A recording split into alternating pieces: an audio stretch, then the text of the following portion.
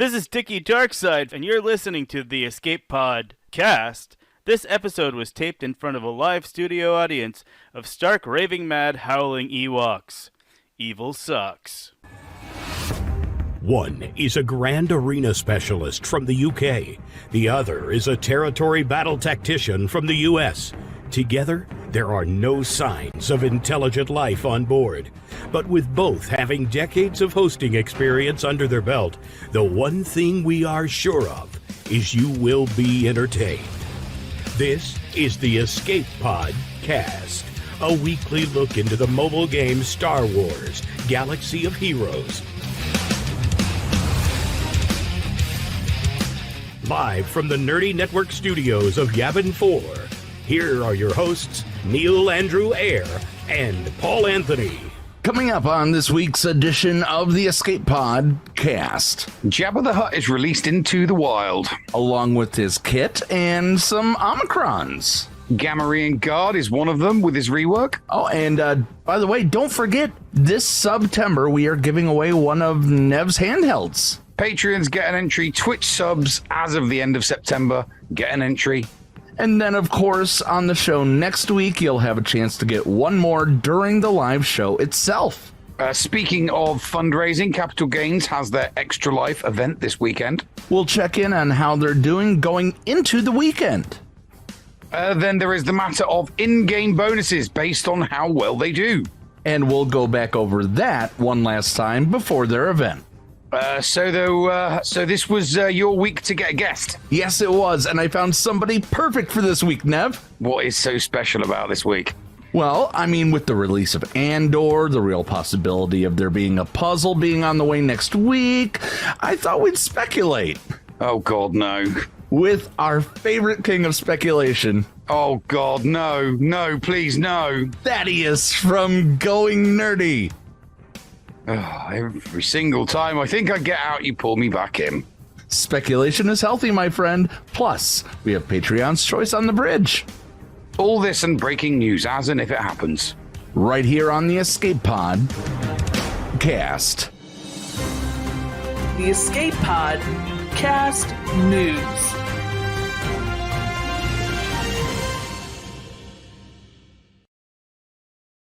Hello there, ladies and gentlemen, and welcome to another episode of the Escape Pod Cast. I'm your host, Nev, and as always, I'm joined by my hetero life partner, Paul. Paul, how you doing? It is a lovely day in paradise, by the way. Okay, Cascade comes in for a month, Icehouse comes in for a month, and Jedi Rules comes in for a month, subscribing to the Twitch channel just as we go live. Ladies and gentlemen, we have a hype train. Let's see how far we can get that. We will thank and we will thank everybody who has contributed to the hype train at the end of the hype train. But know that each and every single time that you guys do contribute, we really appreciate it. Welcome to the show. Thank you for the support. Don't forget And, the art. All of you people that have just subbed, you get put in the draw for the RG350. Yes, the RG350 will be drawn at the end of the month. Plus, another thing, Neil, is that if you are subbed, you don't get the annoying ad breaks imposed by Twitch during the show. So, if you're watching live and you don't want those ad breaks, subscribing or asking somebody to gift you a sub, if anybody's being philanthropic out there. Yes, yay to the philanthropists, yes. And he says, Zaz says, assuming you live in the USA, no, I think you're shipping anywhere as long as it could be shipped. Yeah, no, I'll ship it wherever. Exactly. I don't care. It'll get shipped to wherever. It's not, it really isn't that it's not particular. Let me just go under the, go under the dash here a minute. It's not that heavy. No, and it's not tiny, that large. And that's the box it goes in. Yeah. It's literally, it's tiny. It's no bigger than an iPhone. There we go. Seriously, it's no bigger than, it's a little bit thicker, but it's no bigger than an iPhone. Anyway, this has been a very, very interesting week. But first off, we have to recognize that our artificial intelligence, Bob, is joining us live, even though they're on a Their volume isn't working. Every once in a while, they'll be able to get a few words in here, edgewise, but their volume isn't working right now. So Bob may chime in whenever. We may not even call on him, and he'd be like Alexa, just out of the blue. I want a refund. This AI, we paid a lot for this AI, and we've got very little out of it so far. Now the volume's gone on it. Oh, for God's sakes. I think it's still under warranty. We'll check. But I made a promise in the SWGOH event server when I started that I'm going to give a shout out to a new Discord user called The Rickist. He started a new farming account just to have a second account, but he forgot how much that it sucked to start over and would appreciate any high-level allies. His ally code is 917-451-891. Once again, the ally code is 917-451-891. Those with big accounts, go help the Rickist. I don't know why I decided that I wanted to give this guy a shout out, but it sounded fun, so there you go. Okay. And we have 2 minutes to see if we can get to second level of a hype train here. So, all right. We had Jabba the Hutt come out. Yes, we did. Yeah, we did. He hit the holiday. Were you expecting it to just be like, there's Jabba? Or did you think that there'd be time between the last it's not something I don't know. I don't think of it one way or another. I have absolutely no thoughts or feelings on it whatsoever. I wasn't glued to the the HoloNet or the forums as much as it's like, oh, is it this date? Is it? Nah. If it comes out, someone will tell me. If something happens, they'll tell me about it, and then I'll react. But I was like, yeah, I think they. I mean, I think they probably brought it out maybe to make a little extra cheddar before the end of the financial quarter, which is September. Is it the end of September? The quarter? Yeah, the end of the fiscal quarter. Yeah, October, November, December. Yeah. So yes. So that's my so that's why I'm these things can be released whenever, however, but obviously there are characters that you can only buy with packs, so you got to open your wallet if you want to get Jabba at that super early. Then as in releasing it day one, you got to do what Arnold does and open up the coffers. And that's exactly what the Grand Admiral did. He started a live stream when he discovered that Jabba was live, and he went, going live and staying live until I get Jabba, and that's what he did. So yeah, he did have a lot of energy saved up though. Across all of the internet, I know you've been monitoring that, Bob. What have you seen? What's the first impressions that you're getting out of Jabba the Hutt? He looks pretty insane. I think he's almost a complete hard counter to JMK because I think it's in Croissanton's unique. I think once he dies, he comes back. So when Cat, he's taunting, so Cat eliminates him, and then he comes right back, and then they just mow over JMK. Really? And, yeah, but I didn't watch all. I also watched some Arnold streams and some other streams. I didn't get to see a lot of other stuff. But I guess some other Galactic Legends kind of give him trouble. So it looks like he's right around the middle of the pack. But he is most definitely a hard counter to JMK. So that's what it should be. You should be able to beat it with some, and some of it should be able to beat and otherwise. Bodhi says that there's only 139 Jabbas unlocked according to SWGOH.gg. Wow. Well, and that will definitely hurt the coffers. Well, I have been hearing from Wales that they're not getting tricked into this because there's no benefit to forking out hand over fist to get Jabba early because 5v5 is still a way off, and the territory battle that you can use him in is still a way off. So, a lot of people are making the decision to just if it was worth it, they would whale, but there's nothing to immediately use him for. So what's the point in whaling? People are just going to give it a couple more weeks. So, yeah. I'm excited. That does not surprise me. 139.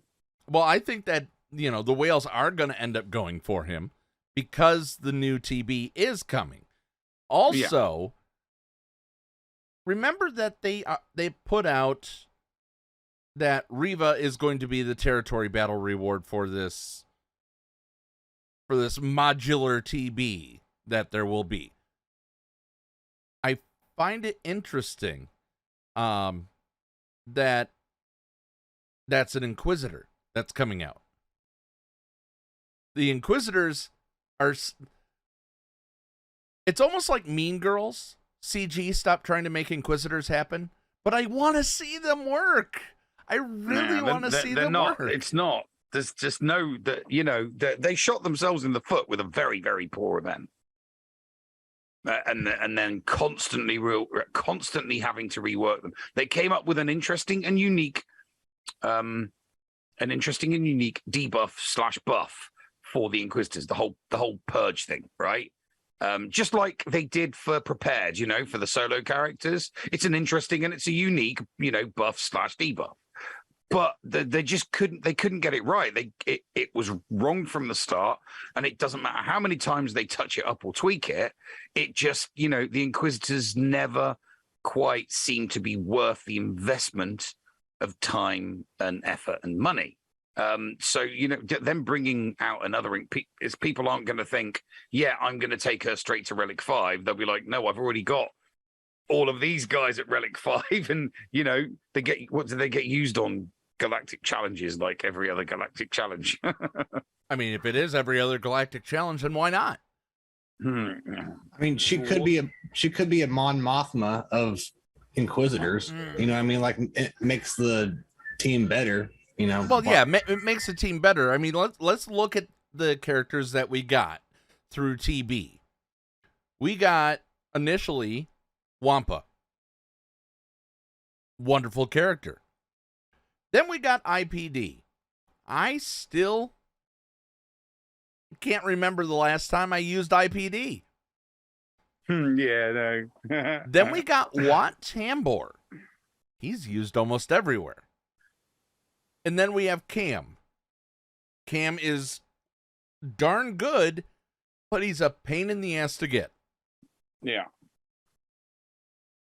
Yeah, I think Reva, I think one of her powers will be instant revival. So she gets killed, but then, she comes back with 100% health and protection and just, dusts it off like, yeah, can't kill me. The writers love me. But I do think she I mean, it's going to be it's a territory battles one. So what it'll do is they'll have come up with a character, an Inquisitor character, right? That you can put in the current team. You just take one out, put her in, and it just makes it ridiculously OP, over the top brilliance. Just so that the Inquisitors can finally save face, because I never see people use. I see them on defense. They're on defense every single time. They're on defense, and every single time it takes one battle to take them out. It's like that squad you begrudgingly relicked. Now you don't want to use it anymore, so you just stick it on defense, even though it can be one shot. So that's why, yeah. So it'd be interesting to see what happens, but I'm not holding my breath. It's going to be a while before anybody unlocks, so let's be honest. Well, I mean, hopefully my guild will get its tail going, and maybe some artificial intelligence will actually, maybe play the game every once in a while. You understand that the requirements for this territory battle are going to be beyond a joke. I mean, think of it this way. It's a new territory battle coming to the game, right? Despite the fact that max stars still haven't been achieved on the light side. They've been achieved on the dark side, but they still haven't been achieved on the light side. And it's because like, they need more ships. We need more ships in order to do that. Maybe we'll get maybe we'll get a flying saucer and we'll get Hondo. That'd be great. Yeah, so we'll see. Yeah, we'll see what happens. Yeah, we're speculating early, even though we have that coming on later in the show. Yes, the Mike Zero of the Swugger universe. Right, he is. I mean, if you don't ever, I was about to say you're not ever allowed to get Mike 01 as a guest. Okay.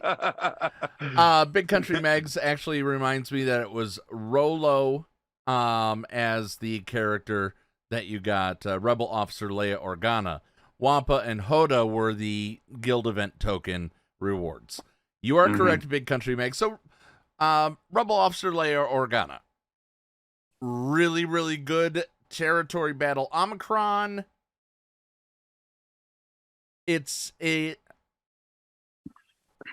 mean, she's really fun if you're using Captain Han Solo as well. It's a good defense team in GAC that you can't underestimate, or all of a sudden everybody comes back and you're toast. Yeah. Speaking of GAC, you've got something coming up tonight, don't you, Neil? Yes. Yeah. Tonight, it's me versus Dr. Zeppa's, our alt accounts matched up with each other. So, but I've got like my account's nearly 8 million, and Zeppa's is only 7.1. I've got 4 GLs and Starkiller, and he's only got 1 GL. So, to make things interesting, we've both put down our the bottom of our roster on defense. So gear 11 and the below very bottom, only. or are you synergizing? Oh, I mean, I've seen it. I've still like put squads down. If I had like 3 Imperial troopers at gear 11, I've put them together. Okay, like 3 rebels, I've put them together. I'm talking. And then like the back row, that's where all the mishmash is. Behind door number 2. So that's what we put. So, and we also put down our 3 worst fleets as well. We also put down our 3 worst fleets because I have the Executor and he doesn't. So, and basically the way that we're going to determine play is I'm handicapped, so I have to defeat everything on the ground, not the ships, but on the ground. I have to defeat everything with a solo. I'm only allowed to attack using 1 character at a time. So if I screw up on one, then, I still have to do a solo. However... Is Zeppers allowed to use all 5? No. Zeppers can use a maximum of 2. So that's the handicap. I have to use solos because obviously I've got a much top-heavy roster than he has. So I can afford more solos, whereas he might not be able to afford as many solos. He probably is, but he's allowed to use a maximum of 2. So, yeah. Why don't they make a game mode where we can do this on our own? I know, and that is that is the only way that I'm going to be able to make, GAC fun. So, yeah. I'm trying to handicap myself so that we can have an even match. So, what we are both going to get full clears, but it's who gets the best, who gets the better score. So it's the strategy and the tactics of solos. Is a certain character going to finish with full health and protection, or are you going to scrape through and lose 2 banners, that kind of thing. That's pretty much how it's going to end up. Icehouse says, who's going to be the TB character that you'll farm from Cantina? What if it was you had to have Jabba? If you had to what? If Sorry. you had to have Jabba in order to, because we know that Jabba's getting TB. Oh right, okay. Yeah. TB treatment. I don't think it's a case of you have to have him. I think it's I mean, in the sense of scoring points, in order to get stars, you're probably going to need him. He's probably going to be a squad that allows you to get 4 out of 4 on whatever node you're on, right? And if you don't have him, then you ain't going to get that 4 out of 4. You ain't going to get the stars, and you ain't going to get the good rewards. Here's the thing: it depends. They are going to have to make the rewards for the territory battle really, really, really worth it, because there are a lot of people who are waning on this game at the moment. So to be able to say, if you do territory battles, you're going to get like this boatload of goodies, and you're going to be able to do upgrading galore and relicking, just they need to go nuts with the rewards, conquest style. That would be fun. That would be interesting. Can't see it happening, but it'd still be interesting. So this Saturday, tomorrow from when we're recording it, from 10 a.m. Pacific to 8 p.m. Pacific. So that would be 1 p.m. until 9 p.m. No, 10 p.m. I'm so wrong. 1 p.m. to 11 p.m. Quick math is not my friend tonight, apparently. They're going to be doing an Extra Life stream for the, what is it, UC Santa Barbara? Or UC Davis of Santa Barbara or something like that. They have already raised $12,910.43 as of 8:51 Eastern PM on Friday. Which that means that right now we are guaranteed that we're going to get an extra Endurance, Home 1, Rebel Assault Battle, Radis Capital Ship Event, Finalizer Capital Ship Event, and Executrix Capital Ship Event coming up down the line.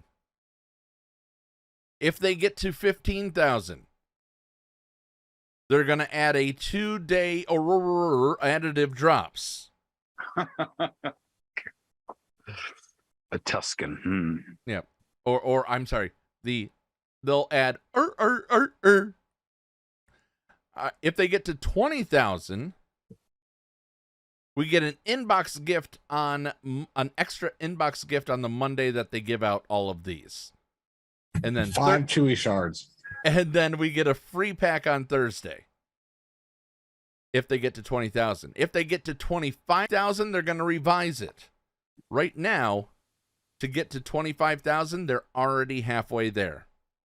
And they haven't started it. Crazy Excuses, though, has already raised, with a $2,000 goal, Crazy Excuses, our friend, $1,435 from Crazy themselves. Meathead has raised $2,100. And Crumb has raised $5,420. And then there's the list of all the other people that are doing really, really, really awesome at this. Go check out the forums for more information on this, and to watch the stream at Capital Games _Extra Life, all one word. Cascade reminds me, UC Davis is not in Southern California. I know. I'm trying to remember what exactly the cause. I know it goes for kids in hospitals. I mean, in 2009 I did a 96-hour rock band marathon for Child's Play, and we raised money for that. $5,000 was raised. Every single rock band song to date played on expert, full band. We passed them all. It was fun. We failed 3 times, I think it was total, and we had to restart the song and do it again. None of the times that we failed were on any of the metal pack. Our drummer, Romulus, did wonderful. He did wonderful for that. All right, why don't we take a quick break, short break, for those who are on the Patreon leaderboard. Did not get to, it's been a crazy work week for me. Did not get a chance to make that. We'll make it up to you, I promise. Short break, coming up after it. We'll talk the Jabba the Hutt kit right here on the Escape Pod cast.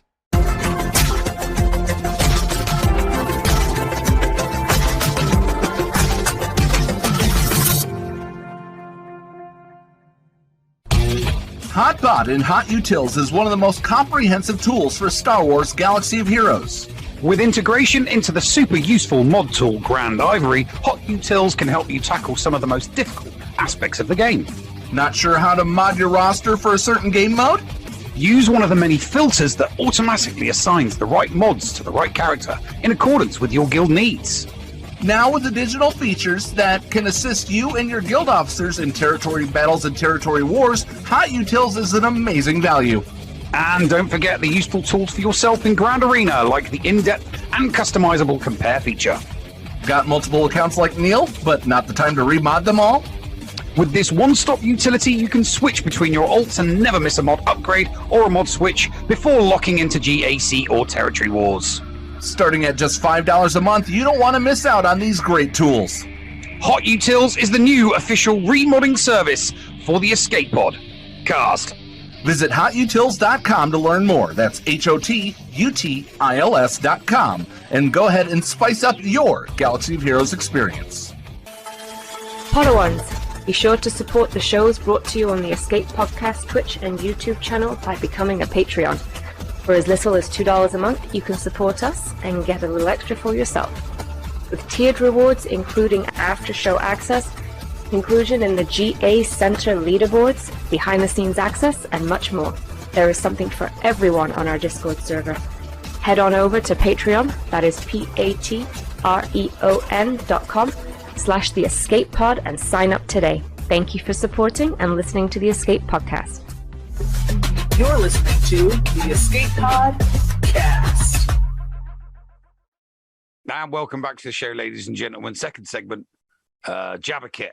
Go. Yes, and for those who are watching live, sorry there was no audio. I forgot to unmute the audio track when I encoded the break.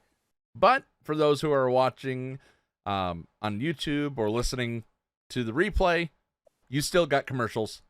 Sorry. All right. We are not muted, Jedi Rules. We are live right now. Big Country Meg says he thought he lost all hearing. No. That was our fault.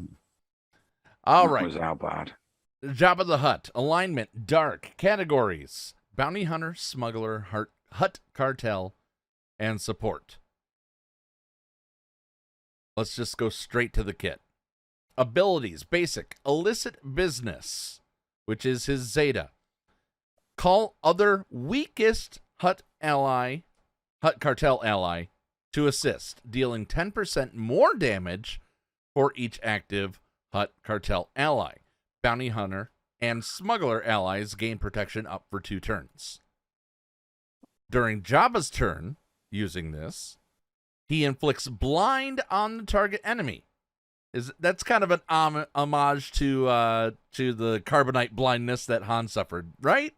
Am I reading that right? I mean, no. I mean, I don't know. I think it's a stretch. I think so. It's a stretch. That's a stretch. Okay. All right. I think that's just too much of a stretch for me. But it's fine for you. UC Davis's Children's Hospital. Thank you, Cass, for verifying the information there for us. Had to have her do that, not you, Bob. I forgot what I was doing. Sorry. Okay, thanks. I forgot why I was here. I'll get it next time. He then also gains 6% ultimate charge, and the weakest Hutt Cartel ally recovers 30% protection, and then all Hutt Cartel allies gain protection up by a value of 30% for 2 turns. That's a pretty good, I mean, especially the fact that he inflicts blind on the target enemy. That is a very good basic for a Galactic Legend. Yeah, sure. If you just want to make somebody that you know is going to hit hard, maybe an AoE or something, and you just want it to be useless. I mean, we've seen how useful that we know how useful that is with GPO. And we know how useful it is with JKL. You know, it's really, really useful to be able to put a blind down on someone. Exactly. It's a guaranteed miss. It's a guaranteed miss from them the next time they attack. By the way, Zaz says, how is Jabba a bounty hunter? Can't imagine him running after someone with a cattle prod and net. Now, he hires quite enough that he's certainly made himself known in the bounty hunter community. I'd give it to him. He gives the bounties. He is the bounties. And that's how the team kind of works, too, is he kind of commands the team, and they're doing most of the work. Yeah. So, Special 1, Crime Lord, cooldown of 4, and it has a Zeta. I mean, all these, I believe, all have Zetas. It's a GL. There's It's going a to be a lot GL, of so there's Zetas. all the Zetas. Final text on this one, dispel all buffs, deal special damage, and inflict buff immunity on the target enemy for 2 turns. Inflicts buff immunity. And it's a dispel and stop. Because it dispels, deals damage, then inflicts buff immunity. And that buff immunity can't be dispelled, which is crazy. Inflict a thermal detonator on all enemies for 2 turns. Yeah, here come the thermal detonators. Yes. And by the way, this all comes from SB Crumb, who, as he's throwing it, he then laughs, which is great. But who plays with sound anymore anyway, right? Right. Inflict a thermal detonator on all enemies for 2 turns. Inflict an additional thermal detonator on all enemies for 2 turns for every 20% ultimate charge that Jabba the Hutt has. So if he hasn't activated it yet, he's at 80% or more. That's 5 thermal detonators going on a character.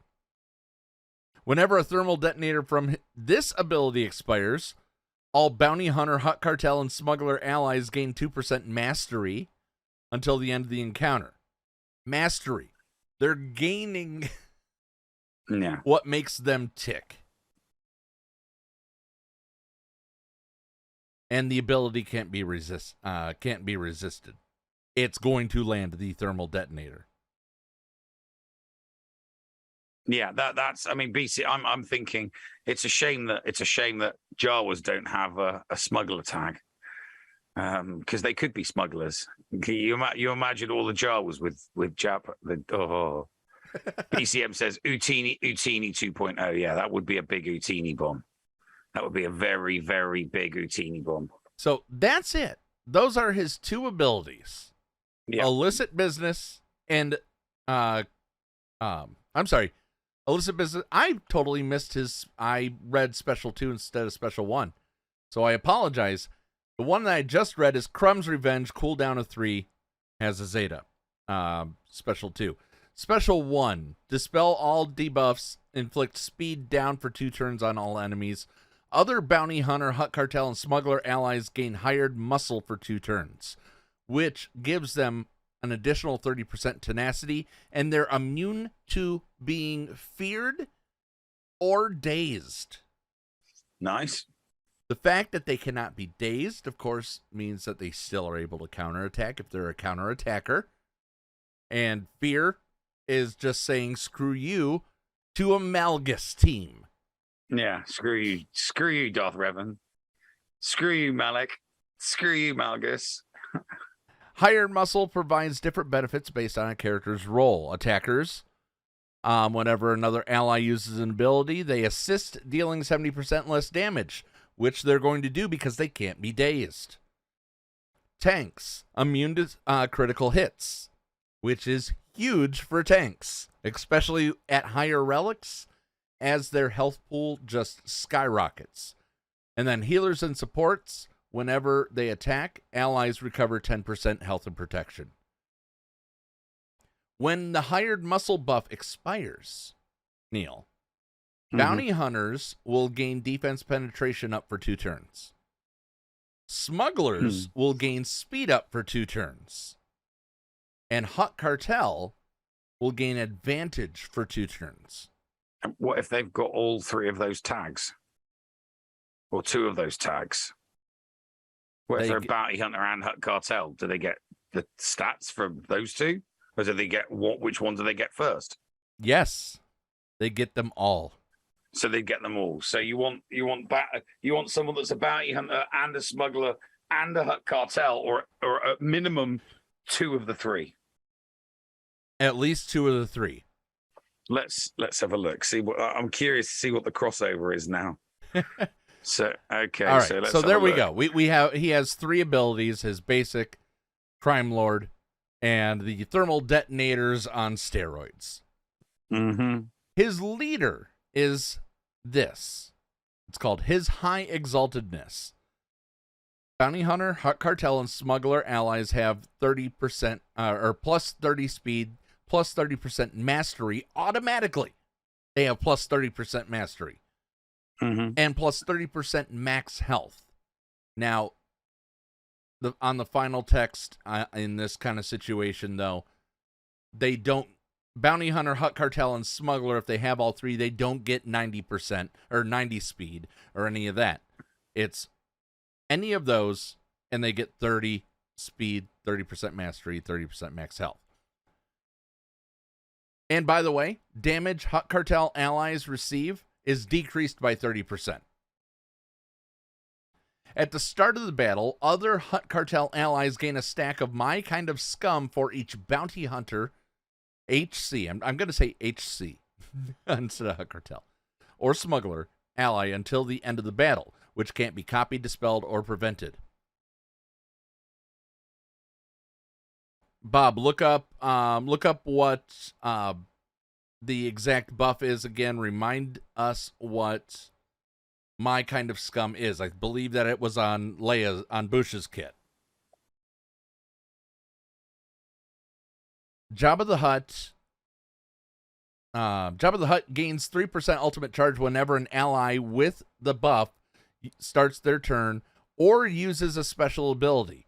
If an ally with it is defeats an enemy, Jabba the Hutt then gains 6% ultimate charge. Zaz wants to know why Han Solo wasn't given the Hut Cartel tag. He worked for Jabba, didn't he? He did, but he swore off the life and he was running from Jabba for quite a while. That's why I think he didn't get it. Because the Han Solo that we have in the game that you're thinking of,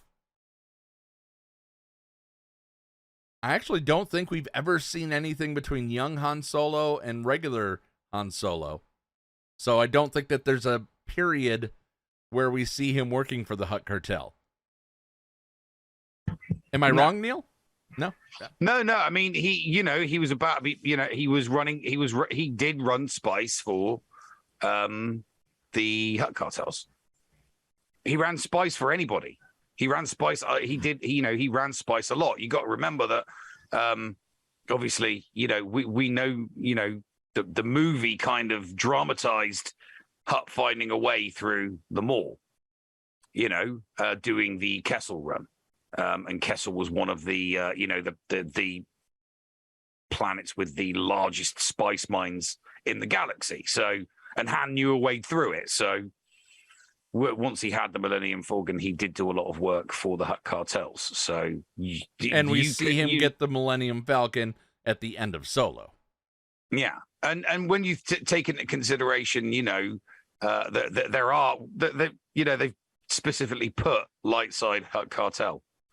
Lando and Leia Bouche, they're both Hut Cartel, but they're both light side. So it's not like, we can't put Hut Cartel on Han and Chewie because it's the light side. It's like, well, so are Leia and the new Lando you just brought to the game. So there's a legitimate argument there for it, but unless you've read the literature, unless you've read read some of the literature, you don't really know about it. Yeah, some of the jobs that he would do when he was a scoundrel. I saw Bob light up. Bob, you have my kind of scums of what it does? Yeah, it's just 10% max health and defense. There we go. Still pretty. 10% is 10%. Yeah, I mean, $20 is $20, right? All right. At the start of while enemies are inflicted with a thermal detonator, their health and protection recovery effects are reduced by 50%. At the start of each encounter after the first, Bounty Hunter, Hut Cartel, and Smuggler allies gain critical damage up, damage immunity, and offense up for 2 turns, which can't be copied, dispelled, or prevented. Right then and there is a territory battle. It's right up the alley for territory battles. You think? Plus, this is going to come in handy when the Bounty Hunter assault battles come along. If you have him, because he's a bounty hunter, you can use him as a galactic legend and bring in some of your strongest bounty hunters and just lay waste to level 3 of that challenge. Mm-hmm. Yeah, you could do that. Leia Bush wasn't even working for Jabba, just selling a Wookiee.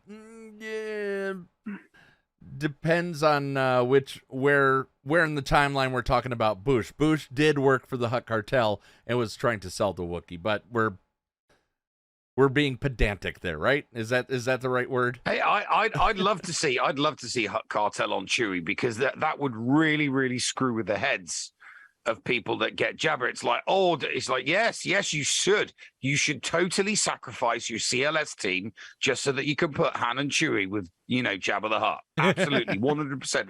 Totally go ahead and do that. CLS would be fine. Aren't with they smugglers? Aren't they smugglers? Yes, exactly. So you can use Han them. I think Han and Chewie should get the.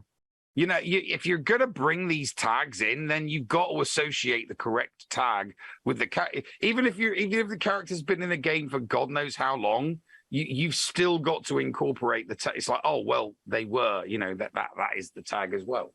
But you don't want to. I mean, you're that now. You're getting into a situation where you're like, well, this has to be this way. This has to be this way. Remember, this is a holotable simulation. Not real life. Yeah, exactly. It's a holotable simulation, and we still haven't had a single monster from the original holotable game from inside the movie. They've just created large units. So how about they create some more large units that just happen to be the monsters from that game? I think something like that would be fun. I'd like to get that big blue thing that goes, yeah, yeah. I want that. I want to play with that monster. You want to play with that large unit? Yes, I want to play with that large unit. Okay. He has a contract since he's a bounty hunter. While buffed with my kind of scum, deal damage with an attack to enemies with thermal detonators 20 times. That's going to be pretty easy for Jabba, I believe. Enemies must be debuffed with thermal detonators before the start of an attack to count progress. Only bounty hunter, Hutt cartel, and smuggler allies can contribute to the contract. During raids, the contract is fulfilled immediately at the start of the battle. You instantly get the reward, which is that all bounty hunter allies have their payouts activated. All bounty hunter, Hutt cartel, and smuggler allies gain plus 25 defense penetration, offense, and potency. And if they have my kind of scum, they now have plus 55% mastery for each stack and recover 20% protection at the start of their turn. Good. Okay. I like that. That's all right. So I see no reason why Jabba the Hutt is not rolling over JMK, especially because all of his abilities are get around different things. Mm-hmm. When Jabba's just like, no, everybody die. Yeah. All right, time to get into his uniques. At the start of the encounter, this is the Illustrious. At the start of the encounter, Hutt cartel allies have their cooldowns reset. Bounty hunter, Hutt cartel, and smuggler allies are revived and recover 60% health and protection. You start with a full slate every single round through territory battles, through assault battles. There is no way that this is not an answer to easily 3-star that bounty hunter assault battle. Jabba the Hutt ignores taunt during his turn. Once again, remember, he can inflict blind. He ignores taunt and can inflict blind. He just points and says, you don't see no more. At the start of his turn, he dispels stealth from all enemies. So, once again, he points and says, you're blind. Whenever a Hutt cartel ally is stunned, it gets dispelled, and instead they get offense up for 2 turns. Nice. If Jabba's not in the allied leader slot, allies cannot gain bonus turn meter. So it's essentially saying you have to play with Jabba as the leader. If Jabba the Hutt is in the allied leader slot, whenever an enemy with less than 100% turn meter gains bonus turn meter, Hutt Cartel allies get 7% turn meter. Whenever a cartel ally loses turn meter, they gain bonus protection 20% stacking, no limit, until the start of their next turn. I want to see how crazy it would be against a CLS team with all the turn meter removal. How fast. I would love to see that matchup, just to see exactly what would happen. Galactic Legend, we already know. They get additional max health protection for each relic amplifier. Damage is decreased, and they're immune to destroy. He's a large character, unique 3. You don't have to throw a Zeta on that one. Don't worry, Neil. Oh, okay. Jabba the Hutt. I'll save that Zeta for a rainy day, I guess. Yeah, exactly. His personal payout. Whenever Jabba the Hutt receives rewards from a contract, he gains this: 40% additional mastery, and ultimate charge gains are doubled. Okay, the doubled thing is nice. So, yes, so now you're getting 12% or 4% instead of the 2 or 6. Here is his here's the ultimate that everybody loved. There will be no bargain. Jabba the Hutt will gain 3% ultimate charge whenever an ally with my kind of scum starts their turn or uses special ability. If they defeat an enemy or Jabba uses his ability, basic ability, he gains 6%. So that's 6 and 12 once he's got his payout. Bounty Hunter, Cartel, and Smuggler allies recover 100% health and protection. And Cartel allies gain 50% turn meter.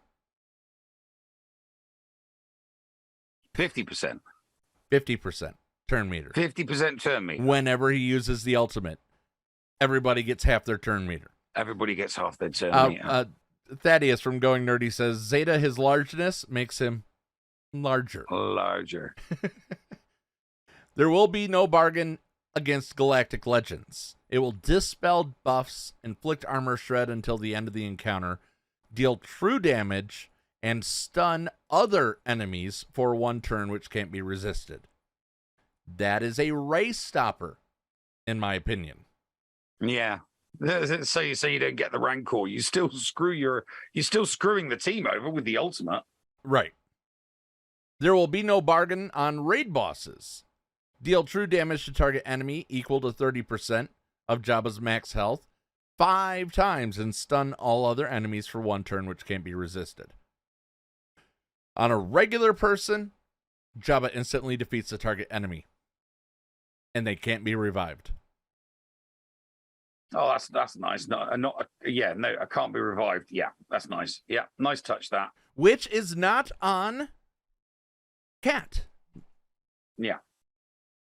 She instantly defeats someone, but they can revive.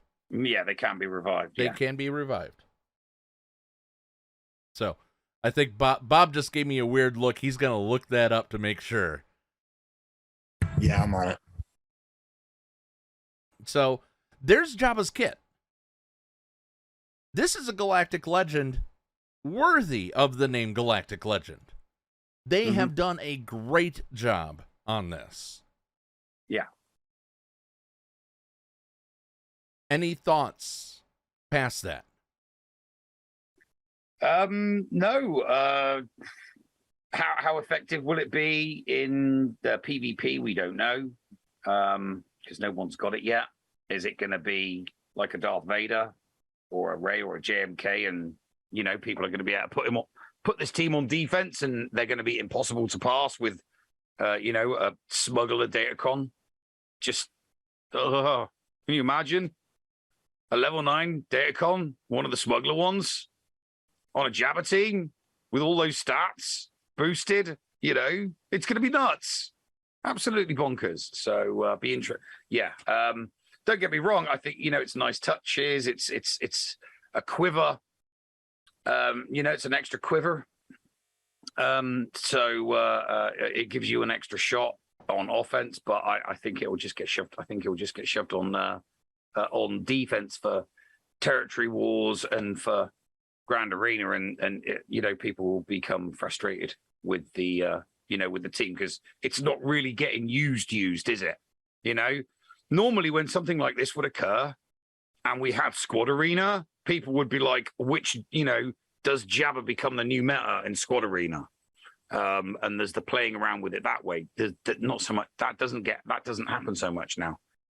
They really, really only get tested and proved in Territory Wars and Grand Arena, and now it's with what datacon makes them the most formidable, that kind of thing. So yeah, it's nice, but I don't, with datacons in the game, it's hard to get excited by what the full potential of the team is because datacons are RNG. They could be anything. It might help a team, it might not help a team. And if there's no datacon that helps the Jabba team, you might end up finding yourself, getting frustrated because the Jabba team doesn't work against other GLs that have high level datacons on. And if you might be a whale that thinks, whoa, excuse me, just spent a lot of money on this team. Why isn't it beating a JMK? Oh, it's because of the level 9 datacon. Also, remember you need light side and dark side characters, so datacrons won't work as well because of that. Yeah. Very good point. Yeah. So people would chop and change so that datacons would match. They'd probably go all dark side. Zan says that Arnold was chewing through various PvP battles with Jabba. Apparently, Embo is going to be the main damage dealer. Ooh, okay. I have heard that. I have heard about Embo. Apparently, Embo is going to be a massive damage dealer. So, yeah. He was also R9, by the way. I mean, Embo. Embo was the first ever character that I wailed on.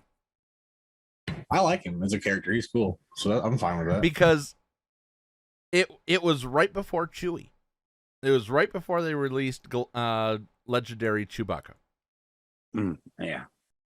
Yeah, we did get a lot of bounty hunters before Chewbacca, definitely. Yeah, that was nice. It was nice getting all them bounty hunters. I hated that event. I did it without Bosk and without Django.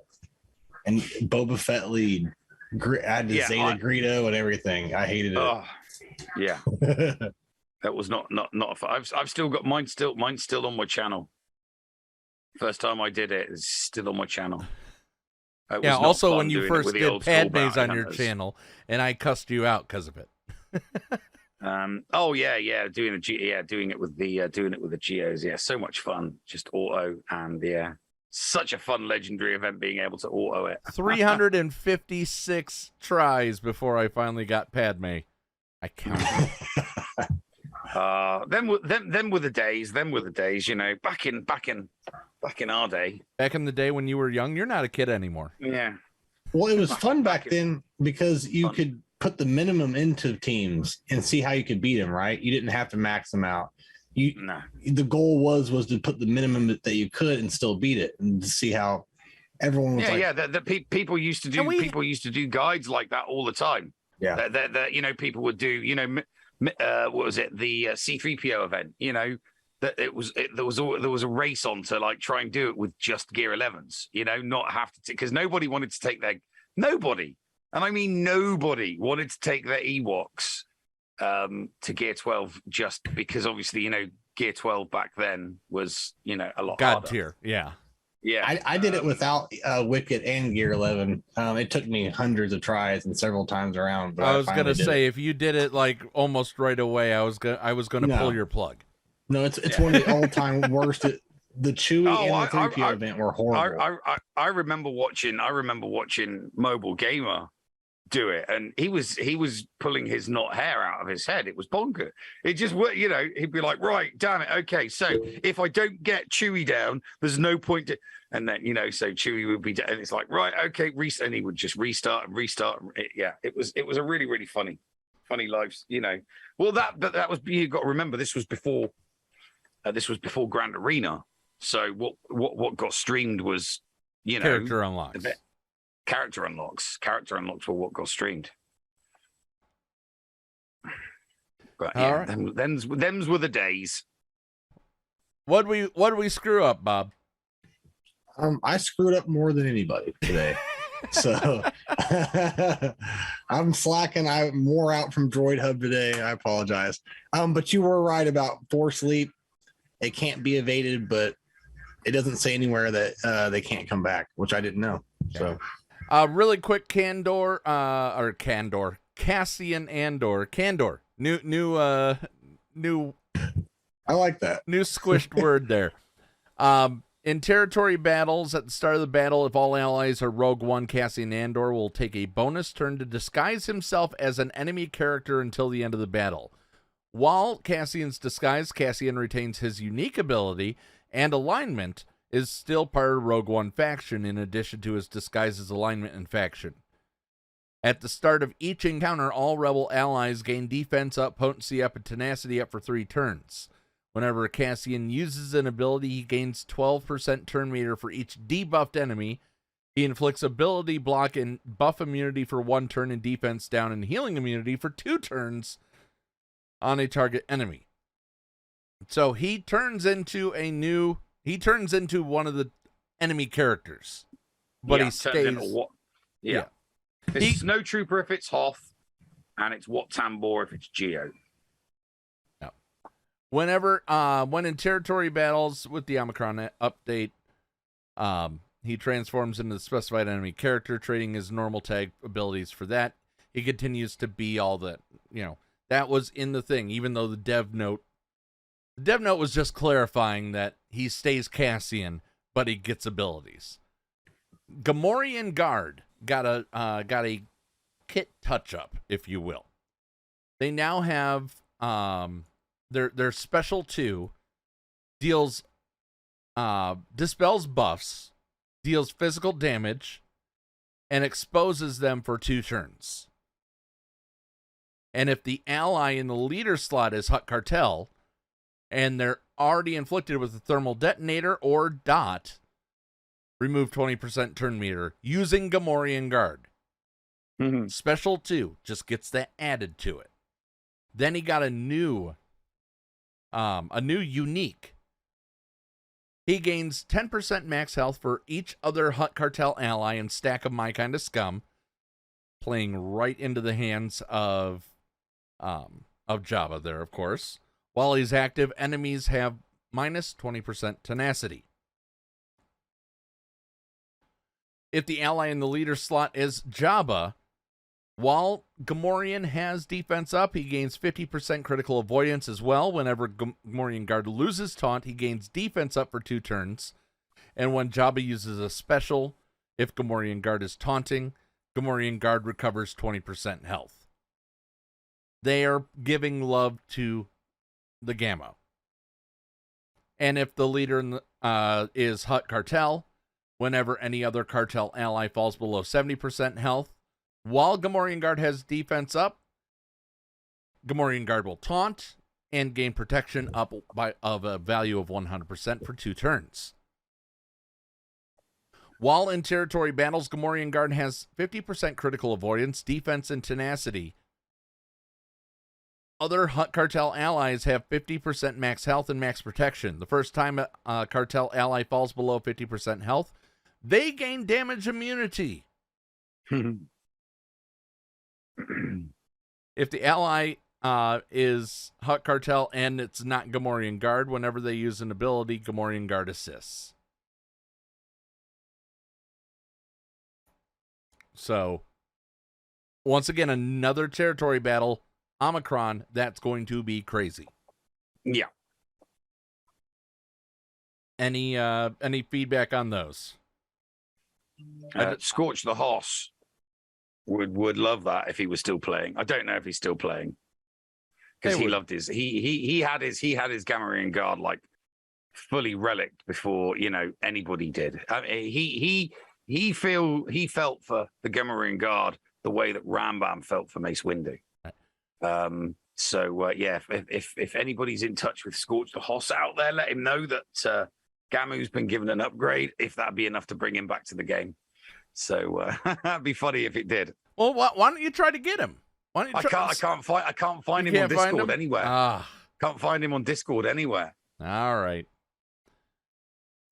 Four Strong says, remember, I got my 3PO first try with G11, only Zeta on Chirpa. I hate you, Four Strong. All right. Coming up after the break, and story time with Uncle Thad, where he's going to go over the inspiration for Jabba the Hutt's kit, will be Thaddeus from Going Nerdy as well. And we're going to speculate on what is the future for the rest of the month, and a little bit about the future of his channel right after these messages right here on the Escape Pod Cast.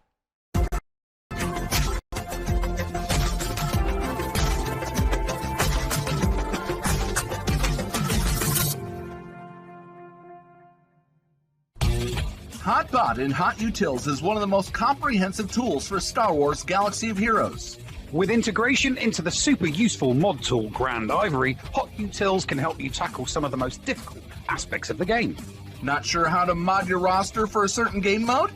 Use one of the many filters that automatically assigns the right mods to the right character in accordance with your guild needs. Now with additional features that can assist you and your guild officers in territory battles and territory wars, HotUtils is an amazing value. And don't forget the useful tools for yourself in Grand Arena, like the in-depth and customizable compare feature. Got multiple accounts like Neil, but not the time to remod them all? With this one-stop utility, you can switch between your alts and never miss a mod upgrade or a mod switch before locking into GAC or Territory Wars.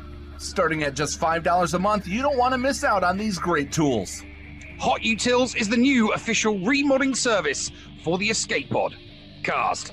Visit HotUtils.com to learn more. That's HotUtils.com. And go ahead and spice up your Galaxy of Heroes experience. Podawans, be sure to support the shows brought to you on the Escape Podcast Twitch and YouTube channel by becoming a Patreon. For as little as $2 a month, you can support us and get a little extra for yourself. With tiered rewards including access to Shitty Bill's Arena tracking bot, after-show access, inclusion in the GA Center leaderboards, behind-the-scenes access, and much more. There is something for everyone on our Discord server. Head on over to Patreon, that is patreon.com/The Escape Pod, and sign up today. Thank you for supporting and listening to the Escape Podcast. Back to school. The Escape Pod, cast for kids. It's really cool. Hello there, Padawans, and welcome back to another episode of Storytime with Uncle Thad. And what an episode I have for you today. He's finally here, the big man himself, His Excellency, Sir Jabba the Hutt, Tuor of Nal Hutta, Eminence of Tatooine, gangster, crime lord, pod racer aficionado, lover, and underground rapper. And now that we have the galactic legend Jabba the Hutt in Star Wars Galaxy of Heroes, we can finally take a look at what made the giant of a slug such a legend. Just as a quick recap, Jabba was a male Hutt from Nal Hutta who operated one of the galaxy's largest crime families and was one of the galaxy's most successful entrepreneurs. He was a member of the Grand Hutt Council, an influential leader of the Hutt clan, and a prominent business person in the Outer Rim. He was even chummy with both sides, the Galactic Republic and the Confederacy of Independent Systems, during the Galactic Civil War. What most people don't realize about Jabba, and really the entire Hutt cartel, was that they were less of a crime family and more of an extended fraternity. Sure, Jabba himself was a member of an illustrious Hutt family, but Jabba was into a number of different activities. He loved art, music, social engagements, and above all, sports. During his younger years, he went to one of the most prestigious Ivy League schools in the galaxy, Felucia University on a full-ride athletic scholarship. Jabba the Hutt was a gifted Hutt ball player and helped take the Felucia Fighting Ferns to the sector championships for 3 years running. During his freshman year, Jabba went all system as a defensive player of the year. The next 2 years saw Jabba going all sector. Jabba played hard as a Fighting Fern until a torn ACL forced the future felon to retire from the game. But during this time, Jabba was not only literally the big man on campus, he was also pledged to one of the school's most polarizing fraternities on campus, Omicron Chirotech. It was during his formative years at FU that Jabba met some of his closest allies and confidants. In his freshman year, the Hutt slug roomed with an awkward, chubby Twi'lek from Ryloth named Bid Fortuna. His frat hosted numerous parties featuring DJ Max Rebo, and the Hutt himself was always surrounded with meathead Gamorreans, players from his team. He even befriended a down-on-his-luck comedian by the name of Salacious B. Crumb. It was these connections that helped Jabba stand out in his college years, but also after them. Jabba would hire many of his former teammates to work as bodyguards, bounty hunters, and smugglers. After he finished his degree in communications, Jabba hired Bid Fortuna to be his major domo. He even found a place for Salacious B. Crumb to work in his palace. Since we know what Jabba did after college, let's go ahead and take a look at the newest galactic legends in Star Wars Galaxy of Heroes and see how his kit really matches up. Jabba the Hutt is a ruthless crime boss, former collegiate athlete, and music mogul who exerts his influence on others to control the flow of battle to support his criminal underworld cronies and Hutt cartel enforcers. Jabba's basic ability is a slight nod to a willingness to help those who supported him during his college years. Tearing an ACL is never easy, and Jabba took the loss of his scholarship hard. It was his family, but mostly his friends, who helped him through this hard time. In return, Jabba provides protection for those he rules over. Jabba's first special ability is a call to his Hutt ball days. Since Jabba wasn't a fast athlete, he had to bring his opponents to his speed, which, as we know, wasn't fast. Jabba would kneecap his opponents if they got too close. These days, he gets other people to do his kneecapping for him. Jabba's second special ability is actually a tender one. During his college years, Jabba took an interest in Crumb's humor, even though not many people found the appeal, much like Carrot Top. But instead of throwing him out, Jabba took pity on the creature and seemed to always have something for him to do. For this ability, he allows the monkey lizard to throw grenades because Crumb's always had this way with physical comedy, and Jabba loves the occasional pie in the face or the grenade being thrown. One thing that makes Jabba's leadership ability so effective, nay, Jabba's entire leadership philosophy so powerful, is that he helps people become the best version of themselves. These are typically people who are down on their luck, considered the lowest parts of society, and he turns them into thriving, functional members of a team. Jabba's main unique ability really helps you feel what it would be like in Jabba's world. Being near the illustrious Hutt makes you feel on top of the world, makes your abilities faster, makes you better. It's just amazing. Now, for brevity's sake, I'm going to skip over Jabba's second ability, third unique ability, and his payout. You can read those for yourself. But I want to take a moment to talk about his ultimate. Jabba's ultimate, There Will Be No Bargains, calls for one of Jabba's most prized possessions, his Rancor. Jabba's Rancor, Fluffy, as he was known around the palace, was Jabba's prized trophy that he won for bringing his Hutt ball team to the sector championships 2 years in a row. Needless to say, Fluffy's death came as a severe emotional blow to Jabba the Hutt. Well, that's it for me, folks. Stay tuned next week for more story time with Uncle Thad on the Escape Podcast for Kids. Hello, friends. This is Thaddeus from Going Nerdy, and I approve this message and am compensated for signups for this service. The world's largest audiobook library is at your fingertips, and the Escape Pod Castaways want you to try it for free.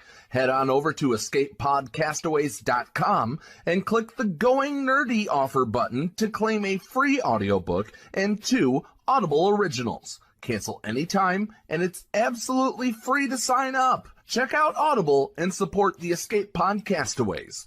All for free. See Audible website for details. Restrictions may apply. Hey there, listeners. Merchandise specialist Critty K here. Do you enjoy the Escape Pod and want to support the channel and get something a little extra for yourself as well?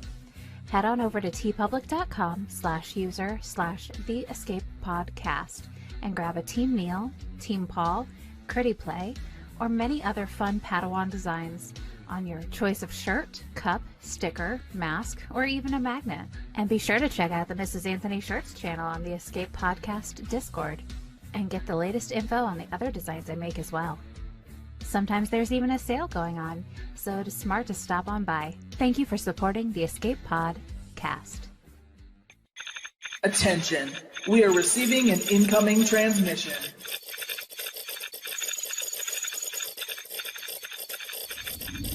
Attention. Attention. We are receiving an incoming transmission. And welcome back to the show, ladies and gentlemen. It's time for an interview. Paul, why don't you introduce our guest? I got to introduce him this time? Yeah, you got to introduce him. Everybody everybody knows who this guy is. Yeah, true. Everybody does know who he is. Everybody knows who Thaddeus from Going Nerdy is.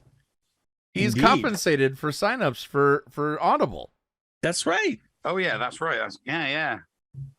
He's a shill for Audible, isn't he? I am. I am Jeff Bezos's lapdog. And for anybody that doesn't know, the original friend of the Escape Podcast, who,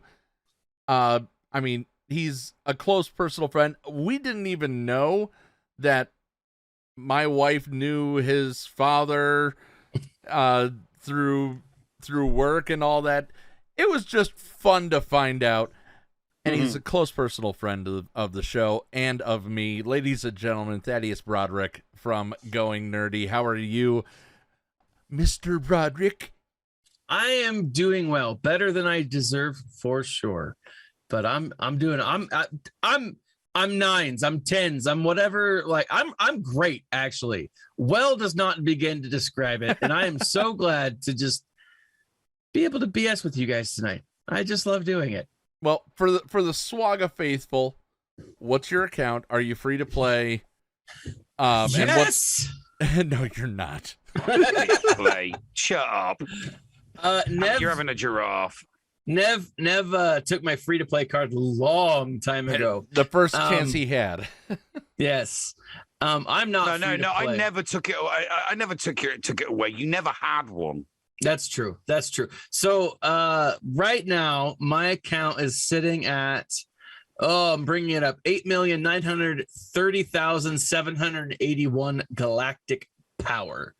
And you're still in Kyber and I'm in Erodium. How the hell did that happen? So I've been getting, to be honest, and anyone who watches my live stream sees this all the time, I've been getting really lucky. I have come across a lot of players who either play the set it and forget it or just don't care anymore, right? They put in minimal effort, and if it's wonderful. Like, I love it. It's really what keeps me bouncing back between Kyber, I think Kyber 2 and Kyber 3, to be honest. How are you getting the people that don't care? I don't get this. I got all the tryhards. Yeah, it's because I'm at the very bottom of a Kyber and at the very top of another. And so I bounce back between these two. The ones that don't care and the ones that are really like gung-ho about it. And, you know, I'm not great. My stream is always about having fun and goofing off and just kind of BSing. And so it's a lot of fun to lose. No, it's if not. If you don't care, it's if not you a don't lot of care, fun to lose. Come on. That's Come true. on, you're having That's a true. giraffe. I actually, I mean, I do like playing. I love the game. It is fun. I've gotten a lot better. I had a friend of our show, and I think he's a friend of yours as well, Grundy, with me the other day, and he walked me He's through. my guild leader. Yeah, he walked me through all of the things that I was doing poorly. it maybe not all of them, but many of them, which took a lot of time. But it was really, really helpful. People have shown me how to play ships. I've gotten a lot better at ships. In fact, I have right now, my ship payout is going towards the end. And I'm rank 10, and I'm at rank 10 with a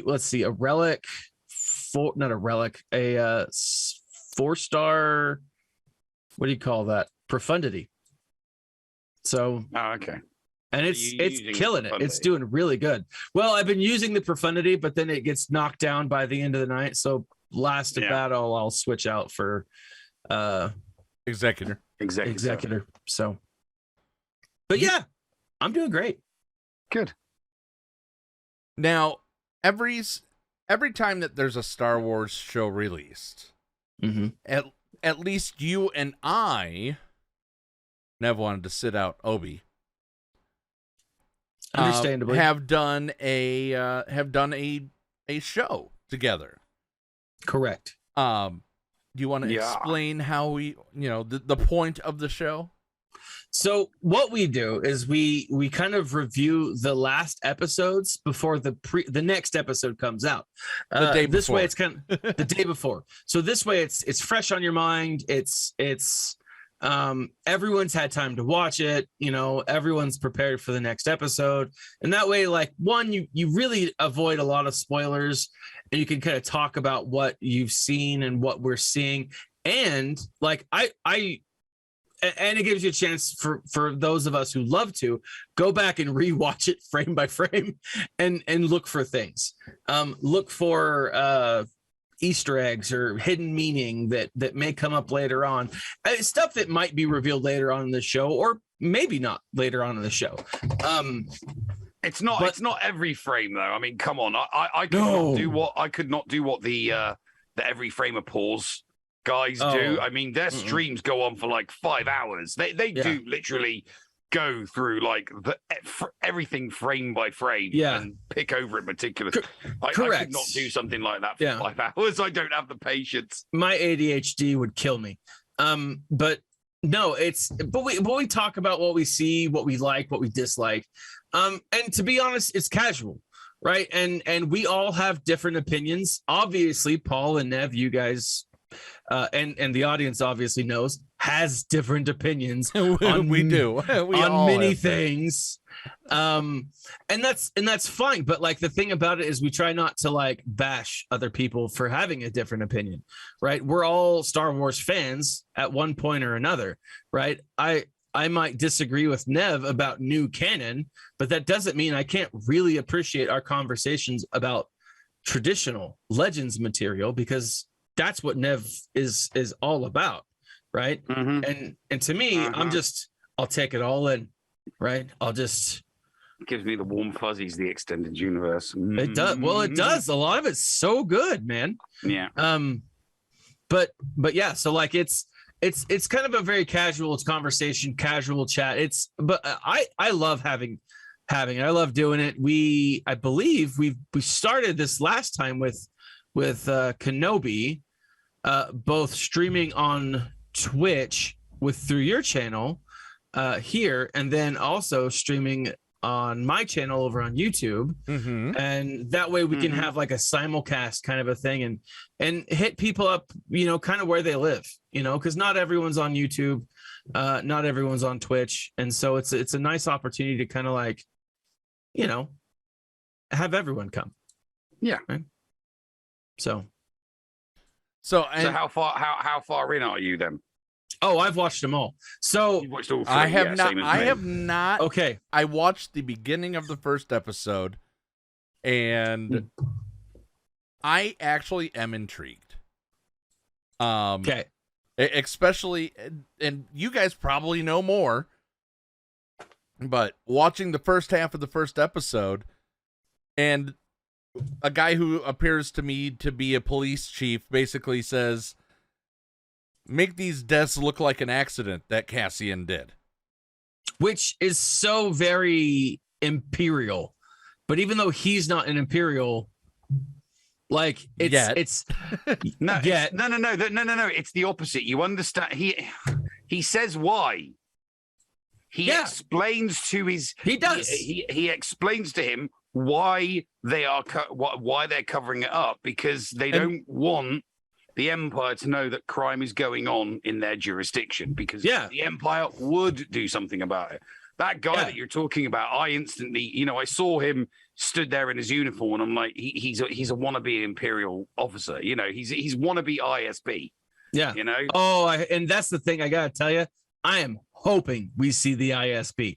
I'm pretty sure that we will, just from the trailers and whatnot. But like, I am. I'm not. They really? Yes. Because here's the thing: an ISB agent. Right, an ISB agent needs gravitas. Why was the Grand Inquisitor on Rebels so good? They had Jason Isaacs do his voice, and he made the Grand Inquisitor pure evil. Oh, he did, right? That's because I'm pretty sure he is just evil. And I just, Disney, Lucasfilm, they just suck at doing bad guys right now. They do. They do. They haven't. They have not. Give me a good bad guy. No, I refuse, because there aren't any. There isn't any. That's why I don't. ISB need to be ruthlessly evil. You need to instantly hate them. I just don't think that they. I agree. But while I don't think Disney can pull it off as a whole, and I gotta say, like, I have been a little disappointed with some of the stuff that we've seen come out. Overall, I've enjoyed almost everything. There were aspects about Kenobi that I didn't enjoy as much, but overall I liked it. There were aspects about the Bad Batch I didn't enjoy as much, but overall I liked it.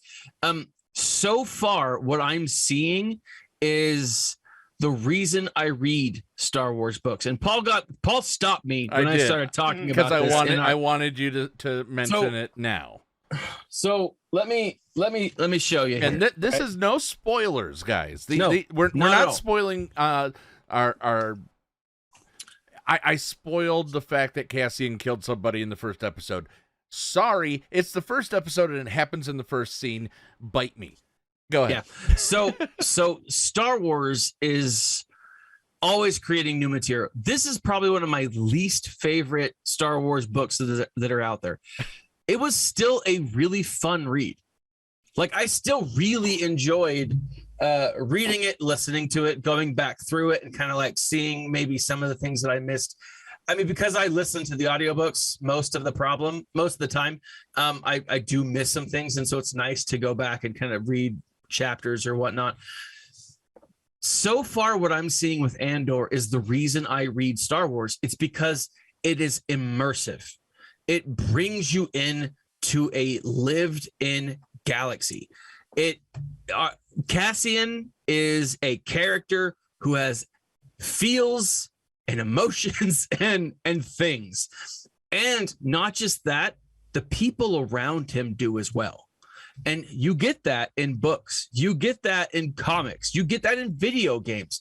But we haven't really seen that excessively in the TV shows so far. We see it in cartoons. Like Clone Wars did a great job with it. Rebels did a really good job with it. Resistance was garbage, but I blame Kathleen Kennedy. I think it could have been good. It just didn't have the runtime. Good. Well, of course it could have been good, but like, I'm not to open that can of worms, but Rebels first season, lots of people hated. Resistance first season, no one really liked, but then it ended the second season. Like, they planned on it, so it's like, why even bother doing it anyways? Yeah, what's the point? Yeah, like, why get invested if there's only 2 seasons? But the idea here, what I'm seeing is you have a world that is lived in. You have, I'll say this right off the bat, opening scene, we see a location that we have never seen in a Star Wars live action TV show. And we definitely don't get them that often in like even the grittier comics or TV or video games. It is immediately, I don't know. I was drawn in, like when I watched this opening scene, and when you guys watch it as well, and you two both have at least seen the opening scene, right? You know what I'm talking about. Like when you walk in, you're like, where's he going? And even as he's walking to this location, my thought was, oh, that reminds me of some of those places I've heard about. Sorry. Right? Over in Holland and in where things are different. You can simply say he was in the red light district. He's in a red light district. Right? I like there were red light districts were always in the books and the comics. They were, but not like this. We didn't see them in the comics. Yes, in the books, but we never in the comics and never in live action like this. We've seen a wretched hive of scum and villainy. This was the red light district of scum and villainy. Yeah, this is beyond. What about the brothel that we see in the Book of Boba? That wasn't a brothel. That was a bar. That was a bar. It was a casino. The first time he goes in, what's your preference? And he gets offered a drink. No, he was he was offered a Twi'lek. But that's customary. He was offered a male or a female Twi'lek. It's customary to offer that's customary sex on Tatooine. In a pub. No, it's on Tatooine. It is. It's customary for the business to offer, sexual favors because it's a brothel. No, don't be saying it's a casino. It's not a casino. It was totally a casino. It was not. It was a full service location of ill repute. That's all. That we'll put it at that. Fine. I will accept that definition. Dark and dingy. It was upmarket. It was it was brightly colored. It was well shot. It was extremely well seen. The cinematography for the scenes in that brothel were good. Obviously, everything in Andor, it's all dark and dingy. I mean. Somebody, I do genuinely think that whoever the cinematographer this was, they took some mushrooms and then they sat and watched Blade Runner on repeat. And then when they came down, they're like, I know. Let's make Star Wars look and sound a little bit like Blade Runner. It's like, really? Which isn't a terrible the other thing. way around. Yeah, it's not a well, yeah, but Blade Runner came after Star Wars. I get that. But Blade Runner is an imitation of Star Wars at its grittiest. Exactly. Right? So what we've moved away from that. Exactly. You'd think that the people writing it would be like, oh, hang on a minute, let's take from Blade. Yeah, but they took from us, so we'd then be taking from someone that's taken from us, so we're taking from ourselves. Yeah. It's just that was weird. So, I mean, this is a perfect place to say, if you guys want to see this level of banter, of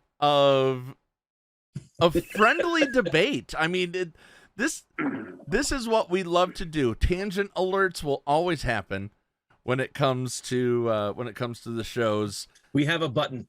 We do have a button, and it's Tuesdays here, or the day before the next episode is released here. And over on Thad's channel on YouTube, Going Nerdy, youtube.com/c/Going Nerdy. And honestly, guys, I can't think of two better people to do this type of show with, because we all love Star Wars, some for different reasons, but we all love Star Wars and are very, very set in our opinion. Oh, yes.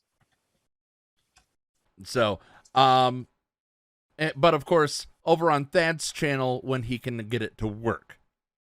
Oh, it always works. It's just like maybe the first 5 minutes don't always show up. Dude, you started the beginning of this Zoom call with your microphone unplugged. But in my defense, there was a different microphone. This one just happened to be unplugged. The one I talked which is into. the one that you thought you were talking in was unplugged. I was trying to throw you off and practicing ventriloquism. Okay, practicing now. All right, Thaddeus. So go ahead and try to get a. Tell us what's coming up on your channel. Darn it, I couldn't do it perfectly. I used to be able to do ventriloquism when I had teeth. Well, so tomorrow morning, as long as I can wake up before the normal time, I will be streaming tomorrow morning my round of GAC. Sunday night, I'll be doing the same thing around 9 o'clock Mountain Central Time. So an hour from now, 2 days from now, right? I've actually 49 hours. Yes, 49 hours from this moment. Yeah, math is hard, isn't it, Thad? Dude, I'm an English teacher. I don't have to teach math. Like, by the way, 10 p.m. Eastern. There you go. 10 p.m. Eastern. So yeah, I have a great time. All I do is talk Star Wars, and if I have Nev on with me, I don't even really play the game as much as I talk to Nev about stuff. Yeah, we just chew the fat, don't we? So, we discuss a few things, we argue, and then we decide that I'm right and you're wrong. Yeah. So yeah, you decide that you're right. I don't think I've ever decided that. No, you don't. You just go on with your delusions. Hold on, Nev. Let me show you something real quick. Oh, great! He's getting up.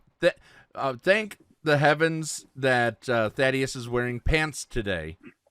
I am wearing pants today. Yeah. Okay. So, if you guys don't know, Nev is an avid collector or visitor. Don't you dare open you open that in front of me. I will come to Colorado and I will kill you. Well, I'm not even in Colorado. You go ahead and go to Colorado. Yeah, you got to call. Oh, look at that. Oh, that is nice. That is a non cost. That is $1. Yeah. Wow. Hey, you're learning. You're learning. So Nev is always giving me crap because he's buying these books for like nothing. And I am the thrifter. When I go to like my thrift shop, because I live in a state that is like cheap, and nerdy. That's the other thing too. It's cheap and nerdy. So all Star Wars books are almost always taken. This is a hardback edition of Vortex. And then I have the same Rogue Planet. You're breaking the fourth wall, Nev. You're breaking the fourth wall. Rogue Planet, nice. It's just on the shelf. It's just on the shelf in the middle here. So the shelf in the middle of the hallway. Yeah. Yeah, it's one of those ones that just pops up. Yeah. Yeah. Okay. That's actually perfectly aligned right there. It is. You're welcome. Yeah. So I have that. Yeah. So and tomorrow I'm gonna go back to that very same thrift store and pop go some shopping. tags. Only got $20 in your pocket. No, I gotta tell you, like, as I was checking out, the woman almost didn't want to sell it to me because she was like, I scan the books every day for these. I was like, are you kidding me? You're the reason why I can't find them. I was so mad. I was like, why would you tell me that? Anyways, very excited. All right. So guys, check out Thaddeus over on his channel. See show notes for further information. We didn't even get into the whole thing. Thad, we talked to Crumb, and there is likely a puzzle within the next 2 weeks. Yes. Okay, you ready for this? This is all about a raid. You're thinking we're getting raid information. Get your tinfoil hats on, guys, because this is what's going to happen. Okay. First off, like when we first got we know that a territory battle is coming. Like, right. We're aware of that. Crumb, the way that he's described this puzzle, he has put so much time. What have you heard? Because I've been trying to Oh, I like to go into I like to go into the puzzles without knowing much. Yeah, I don't know anything. Well, you said he's been talking about it though. Well, like I just like on your stream, he talked about how this was when you guys had him on like a month ago. He said he was doing that. That he was putting together a puzzle that would kind of shame all of the other puzzles, with the exception of you don't have to go to the middle of Japan to look for a clue. Something. Yeah. This was the backwoods north of Dallas, Texas. Yeah, you know how crazy and barren it is up there. It is. It's nuts. That's where. Anyways, I won't go there. But like, it's a scary place, because of the bears and the chupacabra that live there. But exactly. So the lions and the tigers and the bears. Oh my! No, it's the lions, the tigers, the chupacabras, the leprechauns. They're all terrifying. Oh God Almighty! Just anyways. So what makes you say all of this? He's putting all of this time and effort into a new puzzle, and for a long time, people are like, "Oh, well, the puzzle is going to be about Jabba's kid, or it's going to be about this, or it's going to be about the new territory battle, or it's going to be about some new character." Well, first and foremost, why would they create a character, a puzzle for a character anything less than a galactic legend? I mean, they have in the past, but that's before they were doing Galactic Legends. Yeah, it was before Galactic Legends. Yes, that's true. Yeah. And so you've got to take that with what it is. Well, right? the last time we got Starkiller. That's true. That is true. And so, but again, that was one of those characters that we could have. It could go multiple ways. It's a fan beloved character that that people wanted, right? Starkiller, everyone wanted Starkiller. But here's the thing, though, right? Jabba has this ability in his kit where he instantly allows characters, to get their payoff in a raid. Now, yeah, that'll be awesome. I'm sure it'll help out quite a bit in the challenge Rancor. But at this point, like, the challenge Rancor for end level characters, for end level players, that's not a huge thing.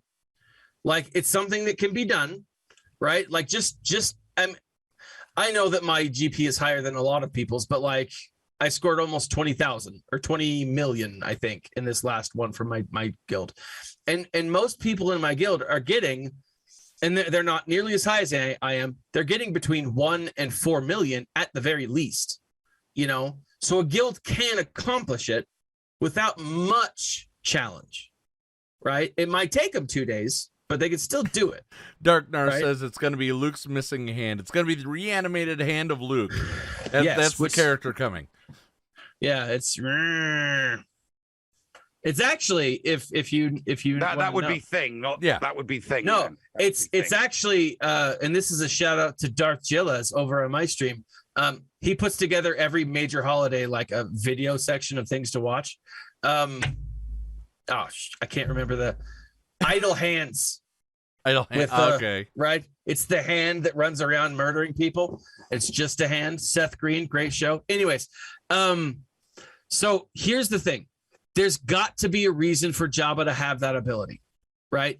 People aren't going to unlock Jabba to unlock to beat the regular Rancor all the way up through maybe Sith Triumvirate, right? It's going to be Crancor or above. All right. Right?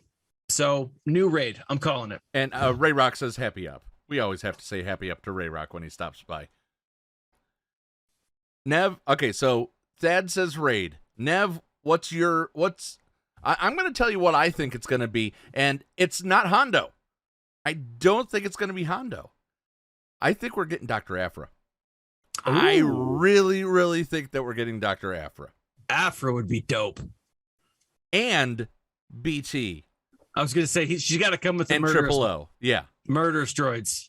Well, yeah, but then that would be 3 characters, wouldn't it? 3 characters. Yeah.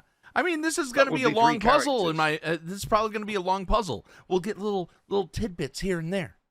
I don't care who it is or what it is, as long as it's a marquee and it's not. This is the character that's going to come for a marquee. Swirlo. It'd be like, huh? A marquee? No. Well, here's the thing, though. If it was, I mean, Nev's not wrong here. If it was Dr. Aphra, you're going to need characters to build up to Aphra, right? You have Chrysanthemum, which arguably is a character that you're going to need anyways. Her girlfriend. You would need her girlfriend, and you would need the 2 droids at the very least, right? And if it's going to, if like what you said, it is a Starkiller-esque, introducing Dr. Aphra as the puzzle, I mean, that makes sense. And it would fit in with the stuff that, the stuff. Like I said, I just, as long as whatever the puzzle reveals, it's not a conquest. It's not like the next conquest. I hope it's not. I hope it's not. Because it does make sense time-wise. I'd like it to be something that's instantly accessible. It does make sense time-wise, Neil, so we might be getting the conquest counterpart for Kylo. Ugh. There is that. It's but no, I think that would be I think that something like that would be for conquest. I think what we're getting now is it's something. I think it's something Return of the Jedi. Right. an extra marquee character, because everything's been Return of the Jedi related. So I'm just trying. My money's still. I mean, thing is that they have kind of telegraphed Bib Fortuna. Yep. And that is kind of that Bib Fortuna is kind of a big one missing. So my money would be on Bib Fortuna. I see Bib Fortuna as a conquest character for sure. Shut up! You just said no. Just stop. Bib Fortuna. I don't see him as I don't see like marquee. Well, look, Boosh. No, I got it. I've got it. Boosh, Leia, and Lando were both marquee. Why would Bib Fortuna not be marquee? Because he's the companion character. What about Pondo Baba and Dr. Evazan? No. I mean, they may as well just give us Tag and Bink. Oh, that would be awesome. There you go. No, they're not going to give us Tag and Bink because you wouldn't have anything to complain about. This was the same time. This was the same time last year where we got the legacy characters. Just saying. Yeah, this is the same time. So if we're getting legacy characters, let's get that's why I say Dr. Aphra. So there we go. Because of legacy characters, that's why I say that I'm putting my credits on Dr. Aphra. I'll go Exarchon then, yeah. All right. Ooh. All right. We are way over. Dark side Exarchon, not light side Exarchon. Exarchon was a worse. We're way over on time. Thaddeus, as always, go check him out, youtube.com/c/goingnerdy.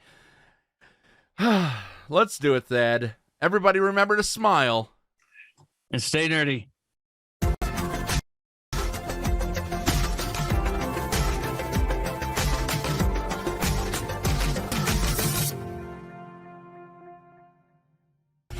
HotBot in HotUtils is one of the most comprehensive tools for Star Wars Galaxy of Heroes. With integration into the super useful mod tool Grand Ivory, HotUtils can help you tackle some of the most difficult aspects of the game. Not sure how to mod your roster for a certain game mode? Use one of the many filters that automatically assigns the right mods to the right character in accordance with your guild needs. Now with additional features that can assist you and your guild officers in territory battles and territory wars, HotUtils is an amazing value. And don't forget the useful tools for yourself in Grand Arena, like the in-depth and customizable compare feature. Got multiple accounts like Neil, but not the time to remod them all?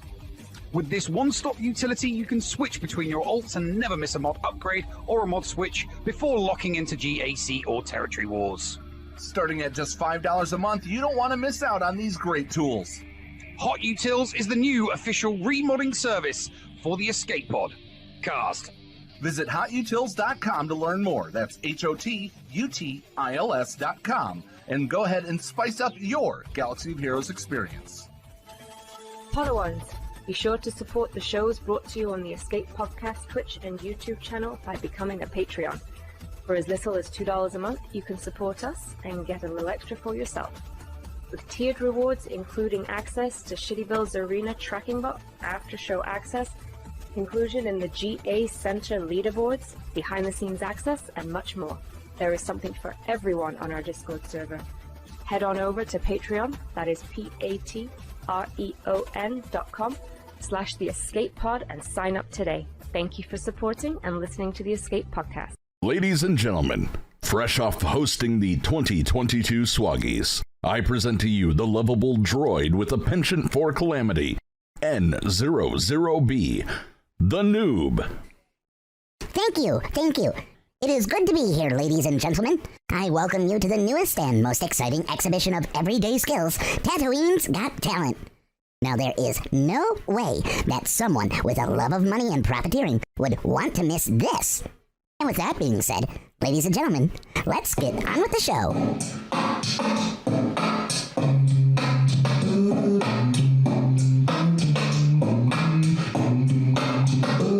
Ladies and gentlemen, welcome to Tatooine's Got Talent. I am your host and judge, Dickie Darkside. Tatooine's Got Talent is a show with simple rules, but big prizes.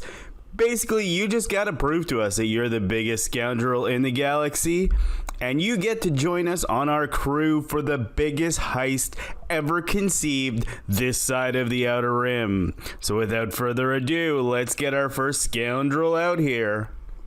So we have our first contestant, and it says here his name is, what exactly is your name, sir? I am Cornholio.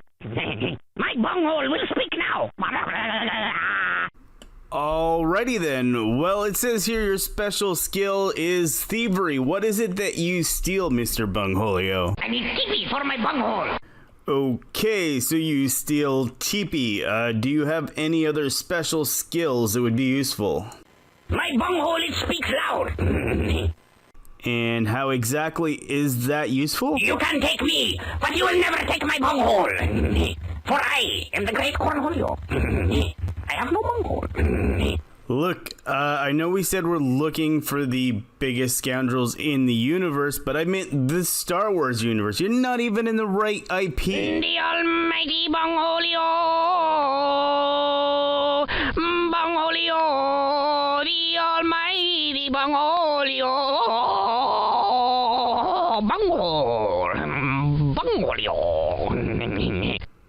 All right, that's enough with you. All right, let's get on to our next contestant. It says here it is Winnie the Pooh? What? I just said we're looking for the Star Wars universe. Oh, bother. I just don't have a home anymore. Oh, yeah, I get it. Now that you're part of the public domain, technically you can show up anywhere, like in that horror movie people are making with you, so you could just basically, people can do whatever they want with you. But why do you think you would be right for this crew? You don't seem very, I don't know, scoundrelly. Yes, so no one has to pay for me anymore. Oh, bother. But Winnie would do anything for his honey. And with no money, gotta get that honey. So you think you have the stomach for pulling off the biggest job the universe has ever seen? Do I have the stomach for it? You don't know my stomach. And right now, I would gut Piglet for some honey. It's getting really desperate in here. I'll be honest with you, Pooh Bear. Look, maybe we can find you some work in the Star Wars universe, you know, maybe a sitcom of Pooh Bear in the Ewok Village, something like that, but I don't think this is the right thing for you. I'm sorry, but we're gonna have to move on to the next one. Listen, you twerp, I'll gut you for some honey right now. Okay, security, get this guy off the stage. Who do we have next? It says here... Wait, Onaka? Seriously? Onaka? Yeah, surprise, it's me. Oh god, no. Rhonda, we told you to stay on the ship. Yeah, you left me alone on that ship with that little freak Yarmo. Do you know what he does when you guys aren't around? or even when you are around, noob, I see you going in there at night, so don't even try to pretend. Noob just goes in there for his maintenance. I don't know what you're insinuating. Look, what Noob does on his own time and with whom he does it is his own business. What do you even care? Look, all I know is that if you're having a talent contest, then Rhonda is your girl. I think I did it again. I made you believe that we're more than friends. Oh, baby. No. Stop that right now. It's Rhonda Slimo. Just deal with it, okay? Capiche. And hey, would you look at that? Unfortunately, Rhonda, we're out of time for this episode, so you're going to have to go back to the ship now. Oh no, Dankferric. Nobody backs Rhonda into a corner. I need TP for my bunghole. Oh, look, I can trade you some TP for some honey. You can take me, but you will never take my bunghole. Okay, you guys are even weirder than Yarmo. All right, well, mercifully, this episode is over, folks. Thanks for sticking around this long, and we'll see you next time on Tatooine's Got Talent. You're listening to the Escape Pod Cast. And welcome back to the show. What'd you point at me for if you didn't want me to bring us back in? I pointed at the screen. You pointed, and then you started speaking. It's like, if you're going to point at me, at least give me the time to say, and welcome back to the show, ladies and gentlemen. All right, and we've got to be really quick. My cue. We've got to be really quick here. Patreon's choice, top 3 Michael Keaton movies from Zaz. Batman, Beetlejuice, and Multiplicity. Batman Returns, Spider-Man No Way Home, and I'm also going to agree with Beetlejuice. Top 3 Tom Hanks movies. Big, Philadelphia, and Splash. I'm going to go League of Their Own, Forrest Gump, and Castaway. Top 3 Johnny Depp movies. Okay. Pirates of the Caribbean. Which one? The Pirates of the Caribbean. Okay, the first one. Okay. The first one. Platoon. And Edward Scissorhands. All right. It's the only Tim Burton movie I actually like. I'm going to go Pirates of the Caribbean, Black Pearl. Why is the rum gone?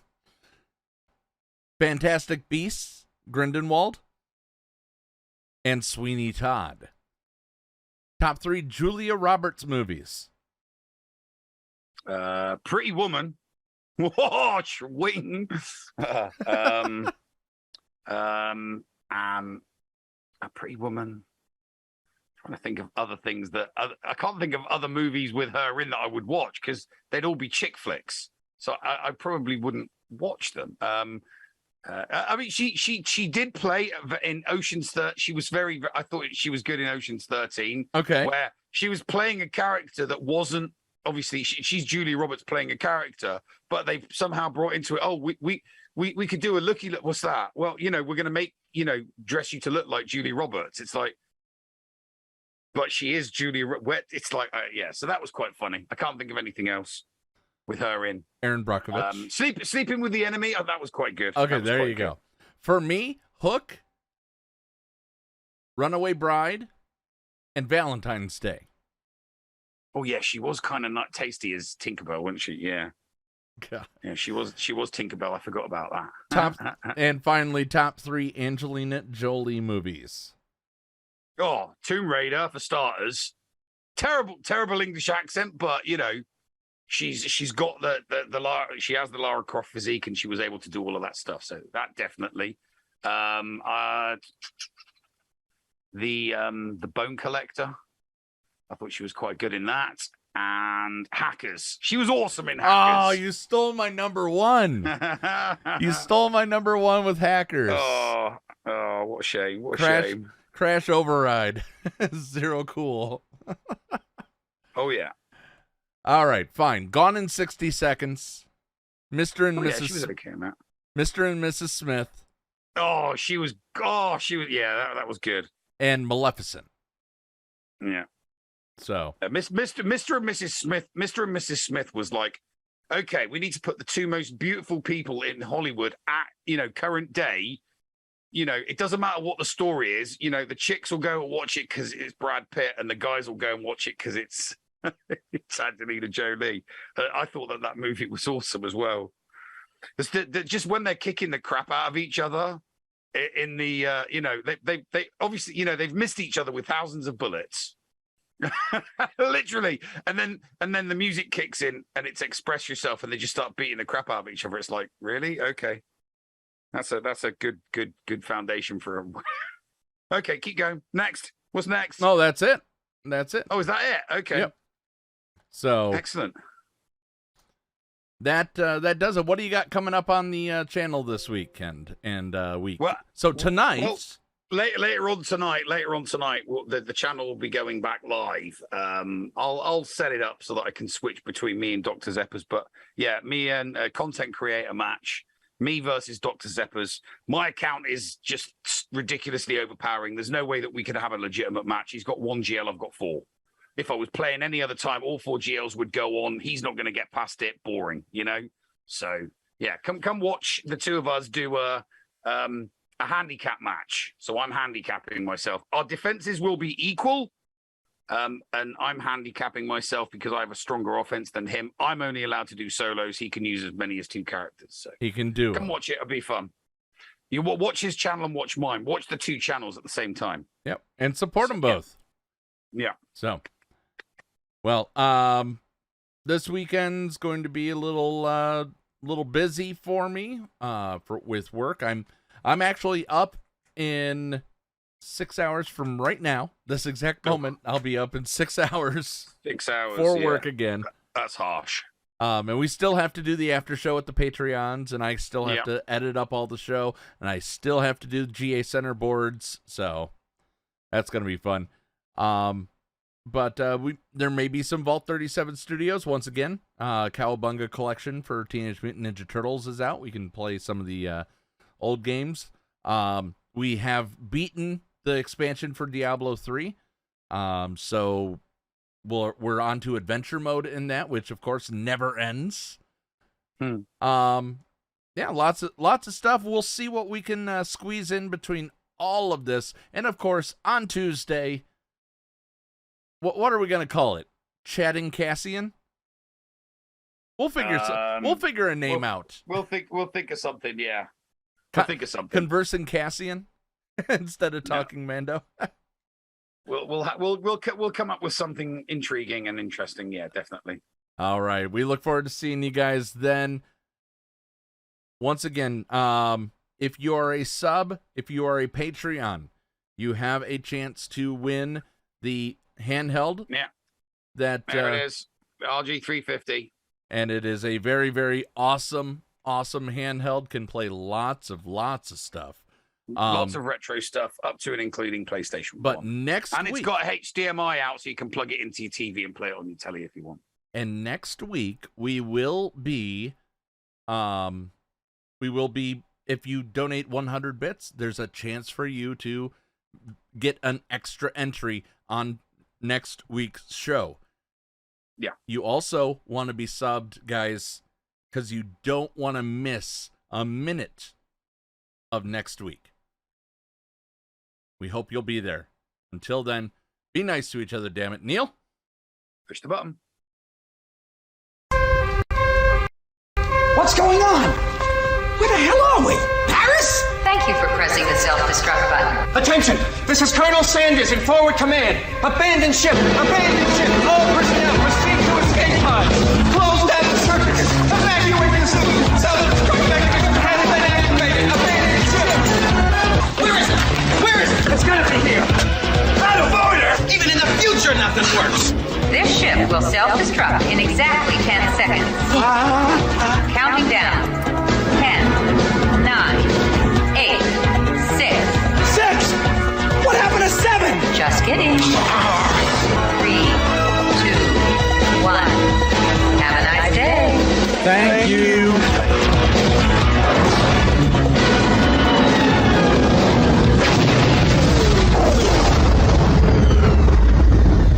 Hello, friends. This is Thaddeus from Going Nerdy. The Escape Podcast was filmed in front of a live studio audience full of tweaked out murder bears. Sit, Ubu, sit. Good dog.